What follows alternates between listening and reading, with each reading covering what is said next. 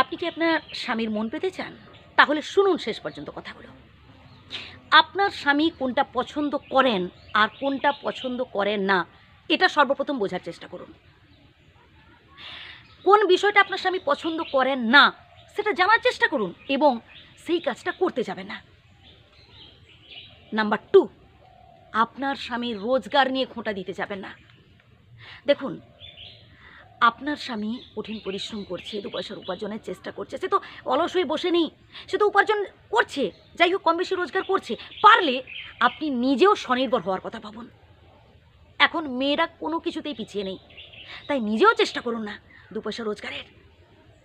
আপনি যদি উপার্জন করে সেই উপার্জনের টাকাটা আপনার স্বামীর হাতে তুলে দেন, দেখবেন আপনার স্বামী ভীষণ খুশি হবেন আপনার উপর।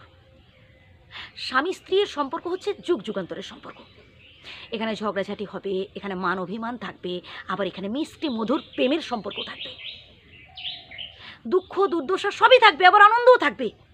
আপনারা যদি ঝগড়াঝাটি করতে থাকেন নিজেদের মধ্যে, অন্যের সাথে অনবরত তুলনা করতে থাকেন, তাহলে একটা সময় দেখবেন আপনার সংসারে ফাটল ধরে আসবে। এই যে বর্তমানে ডিভোর্স বলুন, পরকীয়া বলুন, মানে কি বলবো, অধিক মাত্রায় বেড়ে গেছে। তার প্রধান কারণ কি জানেন? অ্যাডজাস্টের অভাব। যত বেশি আপনারা অ্যাডজাস্ট করতে পারবেন একে অপরের সাথে, তত বেশি আসলেই আপনারা সুখী হতে পারবেন। অ্যাডজাস্ট করুন না, একটু মানিয়ে চলার চেষ্টা করুন না। স্বপ্ন তো আমরা সবাই দেখি, কিন্তু সব স্বপ্ন যে বাস্তব হয়ে যাবে তা কিন্তু নয়।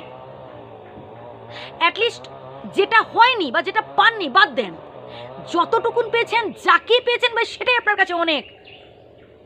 কখনো অন্য কারোর স্বামীর সাথে নিজের স্বামীর তুলনা করতে যাবেন না। আমার বান্ধবীর বর আমার বান্ধবীকে 20,000 টাকার দামের শাড়ি কিনে দিয়েছে, দামি দোকান থেকে শাড়ি কিনে দিয়েছে, তুমিও চলো এক্ষুনি এই মুহূর্তে আমাকে একটা শাড়ি কিনে দাও, আমাকে একটা গয়না কিনে দাও। ভাই, বুঝতে হবে আপনার স্বামী রোজগার কত। তাই এভাবে চাপ সৃষ্টি করবেন না। তাতে কি হয় জানেন? হ্যাঁ, হয়তো ভয়ে আপনার স্বামী হয়তো আপনাকে কিনে দিল, ভয়ে, সেখানে ভালোবাসা থাকবে না।